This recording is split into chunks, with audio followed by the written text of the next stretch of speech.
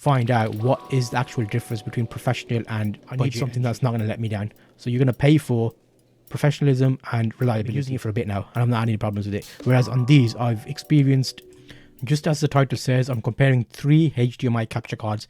You're going to find this video very useful if you're currently thinking, what's the difference between the really expensive cam cards, Camlink, HDMI Cup, cheap ones, and the even cheaper one. So there's a few key things that I noticed here. In this video, you're going to see actual examples of this video. I've got a camera set up here, another live streaming camera, Canon 250D SL3. I'm going to plug it into this setup and show you each of the camera settings. I'm going to capture the audio via the capture card to let you know how that sounds, and also I'm going to compare the colors of the cards because nothing else is changing. It's just the card. The cable's the same, the lens is the same, the camera's the same. So without any further ado, let's do a little recap on these. First one there, you can pick that up from about £5 to £10 UK, about up to dollars as well. Similar thing, about $15 you can pick that up. And that, I was surprised. That is the cheapest one available. This all depends on your budget now. How much are you looking to spend on your live stream? That will determine which one of these you end up buying. So I obviously used this one a lot. So I used that a lot and it's done fine in terms of usage. However, what I am finding is if I use more than 2, they do freeze. So I've actually got a dedicated USB hub and a separate USB on the back of my computer so I can split them out. There is going to be a limit of how much data you can put over each USB bus drive, or what's it called, header or something, I think. But yeah, basically you want to spread out the load. So that being said, what I've noticed is because I'm using multiple cards now and multiple camera angles, which you may have seen in my live stream, my previous test 10-minute video live stream, I'm having difficulties now. So what I need to do is go pro. So I've got a Camlink Pro just to make sure and find out what is the actual difference between professional and budget and cheap. There's got to be a difference. They can't charge you 120, close to 120 pounds for something like that when you can get something like that for 20.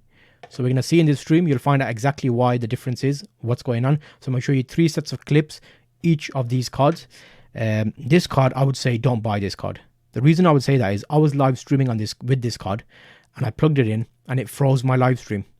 Regardless of which routine I did it in, I'm going to do a separate video explaining if you have problems with your HDMI capture cards, because while setting these up and testing things, I saw a number of things like a rainbow bar. It wasn't getting the signal from the camera.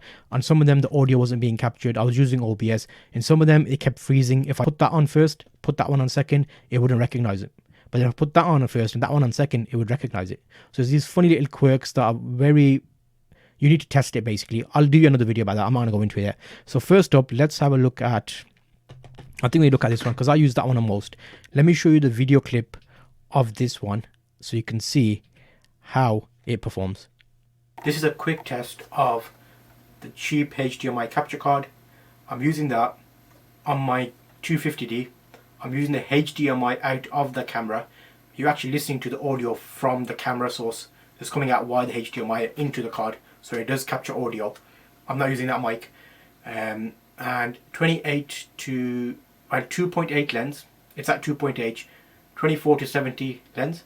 HDMI out, straight into the card, straight into USB, into OBS. This is the test recording. Okay, so you saw that video clip of this one now. What do you think? I'm going to do a recap at the end, a summary, but let's go to the next one. So from that, I'm going to move to the cheap one, the cheapest option. And in my live test stream, this froze. So, you know, take that with a pinch of salt or a bag of salt. Okay, so with that, you're going to see the example right now. Okay, so same setup. All I've done is switched the card round. So I've taken out this card, which was that one, and I've put in the cheapest option. Cheapest option being the little dongle one that keeps crashing. I want to compare the colors on these as well. I am also using the audio from the camera via the HDMI. So this one does capture audio as well. Just to confirm, you can hear that that's the mic picking it up. So based on this, this is a look at the colors and how it performs. Again, same lens, 2.8, 200 ISO, HDMI straight in. Okay, so now I'm going to show you the Camlink. So this is the top of the, well, not top of the range, top of this range. And I'm going to give you a review of that now. So let you know how it looks like, what I think of it. Okay, so now we look at the Pro option. We have the Camlink. This one is plugged in via HDMI, straight out of the camera, same lens, 2.8, ISO 200, 1080p, we're doing it into OBS, and we are getting the audio via the capture card. So video quality wise, I want to compare this. We'll do a quick side by side to see how that looks. But test of the cheap HDMI capture card. I'm using that on my 250D. I'm using the HDMI out of the camera. Cheapest option being the little dongle one that keeps crashing. I want to compare the colors on these as well. I am also using the audio from the camera via the HDMI. So this one does capture audio as well. 200, 1080p, we're doing it into OBS, and we are getting the audio via the capture card. So video quality wise, I want to compare this. There are a few things I'm going to mention about each of these cards. So watch the next elements and you'll see what I'm talking about. But how does this look? To be honest, the colors look a lot nicer there. That's just my perception at the moment. We'll see how it looks. So that was that video. What did you think of that? Does that make sense? Do you like them?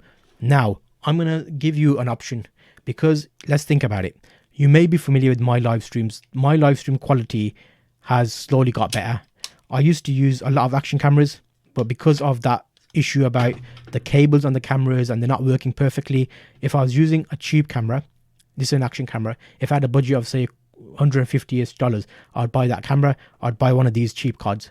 But then when you progress and you get better and you get sponsored clients, you might want not to have issues in your live stream where it stops your live stream and you can't produce your video.